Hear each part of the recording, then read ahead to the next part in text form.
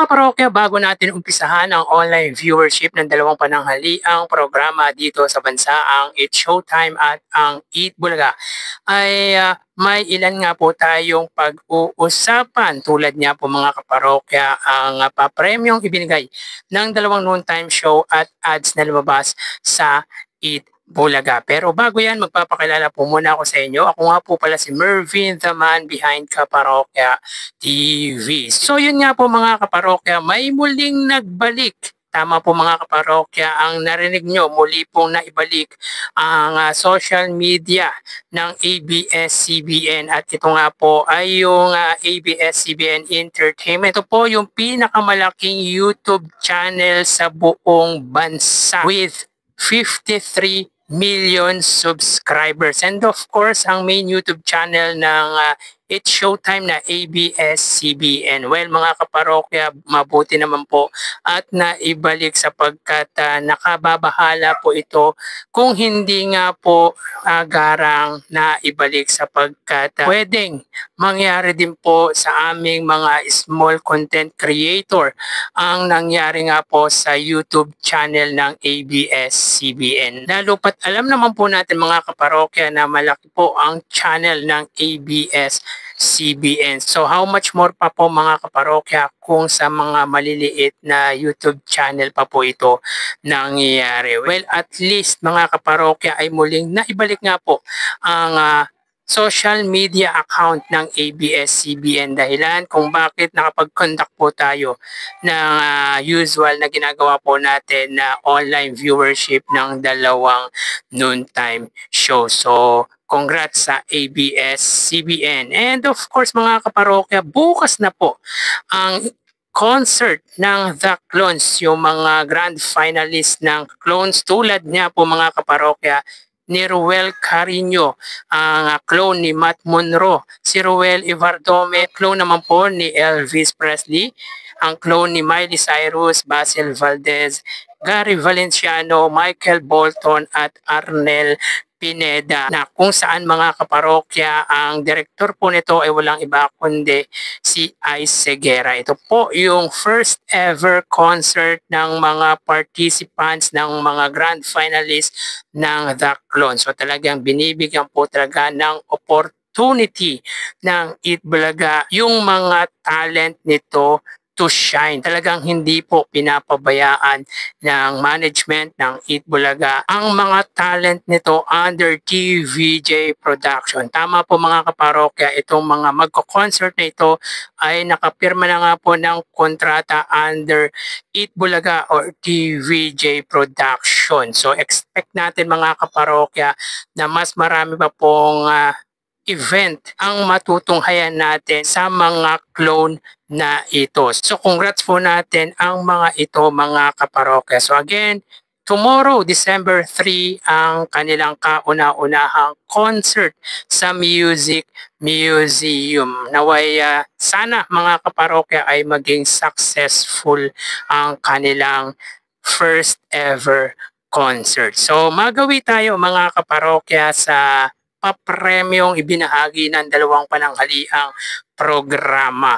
So para po sa It's Showtime, sila po ay may total na 527,000 pesos. Samantalang ang Eat Bulaga ay 200,000 pesos. Sa 527,000 pesos na ibinahagi ng It's Showtime, sa elimination round ay 227,000 at sa jackpot round mga kaparokya ay 300,000 pesos with a total of 527,000 pesos. So ang pot money mga kaparokya ay tumataginting na 1 million pesos. Pero kanina mga kaparokya, mas pinili ng naglaro po sa jackpot round ay ang lipat worth of 300,000 pesos. Well, tama naman po ang dahilan ng contestant na kung yung 5,000 niya ay mahalaga na, how much more pa nga po yung 300,000 pesos. Kumbaga sabi nito mga kaparokya,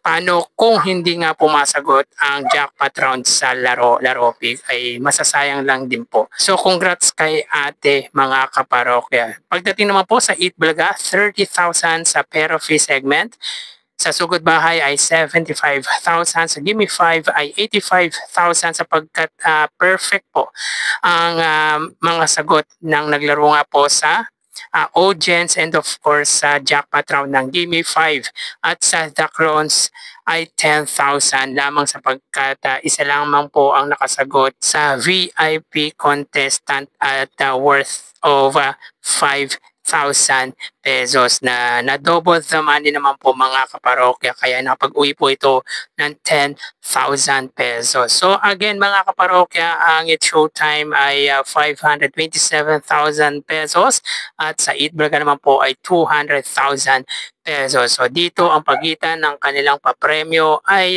327,000 pabor sa It's Showtime. Pero malaking papremyo na po ang naibahagi ng Eat Bulaga mga kaparokya sapagkat umabot po sila ng 200,000 pesos. Samantalang ang It's Showtime ay tanging laro-laro pick ang kanilang segment ngayong araw. Ito po ay parte ng kanilang 16th year anniversary bilang noontime show dito sa ating bansa, bilang noontime show ng ABS-CBN and of course ng GMA Network. So magawi tayo mga kaparokya sa ads na lumabas sa Eat Bulaga. Wala po tayong na-save para sa It's Showtime ngayong araw. So dito makita po natin sila po ay may total of 38 TV ads. So from 48 TV ads kahapon ay nabawasan po ito ng 10 ads dahil 38 TV ads lamang po sila ngayong araw. So sa unang gap ay 15 ads, sa pangalawa ay 12 ads at sa pangatlo ay 3 TV ads with a total of 38 TV ads. So ngayon po ay may total of 96 TV ads ang Eat Bulaga in 2 days times, kahapon at ngayong araw. So yan po ang update po natin para sa dalawang pananghaliang programa. So tara ating alamin ang online viewership ng dalawang bigating noontime shows. Para sa Eat Bulaga under TVJ Facebook page na may 3.7 million followers at sa It's Showtime naman po na may 19 million followers. So sa oras na 1:46 PM ang It's Showtime po ay may kasalukuyang segment na laro pick, samantalang ang Eat Bulaga naman po ay Gimme 5. So dito ang It's Showtime or ang Eat Bulaga ay may 2,700 live viewers, samantalang ang It's Showtime ay may 4,600 live viewers. So dito mga kaparokya ay lamang ng 1,600 views ang noontime show ng Madlang People against sa noontime show ng mga Dabarkads. So mapunta tayo mga kaparokya sa TV Network YouTube channel ng dalawang noontime show.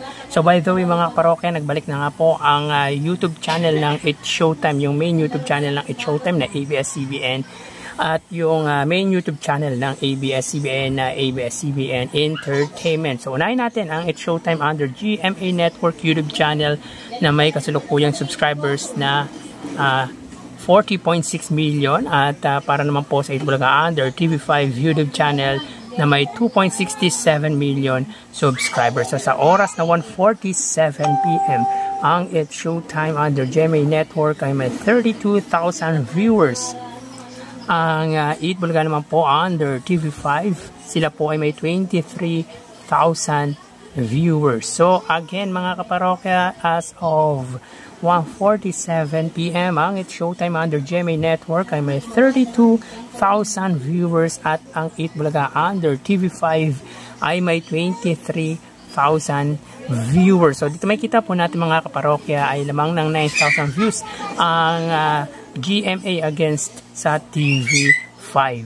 Magawi tayo mga kaparokya sa main YouTube channel ng dalawang noontime shows para po sa It's Showtime under ABS-CBN It's Showtime na may 2.73 million subscribers at sa Eat Bulaga naman po under Eat Bulaga TVJ YouTube channel na may 1.72 million subscribers. So sa oras na 1:48 PM ang It's Showtime, sila po ay may 81,000 viewers. Ang Eat Bulaga naman po sila ay may 117,000 viewers. So again, Sa oras na 1:48 PM ang Eat Showtime, sila po ay may 81,000 live viewers at ang Eat Bulaga naman po under sa kanilang main YouTube channel ay 117,000 viewers. So bali ang total na nakuha ng dalawang noontime shows ay ang total ng dalawang noontime show para po sa Eat Showtime 117,000, sa Eat Bulaga ay 142,000 total views. So again mga kaparokya, para sa Facebook Live 4,000, sa Eat Showtime 2,000, sa Eat Bulaga. Pagdating sa main YouTube channel ng TV Network 32,000, sa GMA 23,000 sa TV5, at sa main YouTube channel ng dalawang noontime show 81,000 sa Eat Showtime at 117,000 naman po sa Eat Bulaga. So again 117,000 sa Eat Showtime, 142,000 naman po sa Eat Bulaga. So dito mga parokya ay lamang ng 25,000 views ang Eat Bulaga against sa Eat Showtime, meaning ay wagi pagdating sa online viewership ang pananghaliang programa ng Tito Vic and Joey. So yan po, lumalabas sa kanila online viewership as of 1:50 PM. Magpapaalam na po ako sa inyo. Thank you and God bless.